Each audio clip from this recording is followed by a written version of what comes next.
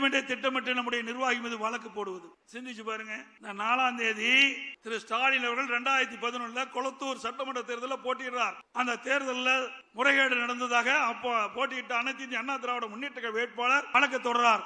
அந்த வழக்கின் அடிப்படையிலே உச்சநீதிமன்றத்திலே வழக்கு தொடர்ந்து நடந்துகிட்டு இருக்குது. அதை பற்றி ஒரு பத்திரிகையாவது ஒரு ஊடகமாவது வெளியிட்டாங்களா? அண்ணா திமுக பற்றி நேற்றைக்கு முன்தினம் பத்திரிகையில போடுறீங்க. ஒரு நாட்டுடைய முதலமைச்சர் 2011 சட்டமன்ற தேர்தலில் கொளத்தூர் தொகுதியிலே போட்டியிட்ட அவரை பற்றி விசாரணை வருகின்ற பொழுது எந்த ஊடகம் எந்த பத்திரிகை வெளிப்படுத்தல. 2 மணி நேரம் வாதம் நடந்திருக்குது.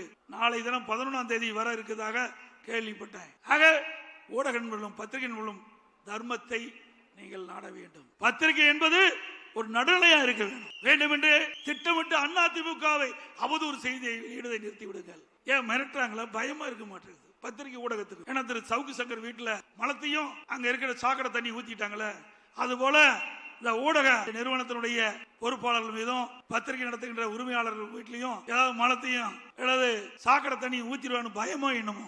4ஆம் தேதி உச்ச நீதிமன்றத்தில் வழக்கு நடக்குது. அந்த வழக்கை பற்றி எந்த ஊடகமாவது எந்த பத்திரிகையாவது செய்தி வெளியிட்டீங்களா? எங்கள் மீது எவ்வளவு வழக்கு போட்டீங்க? உங்கள் மீது வழக்கு வந்து விட்டதுல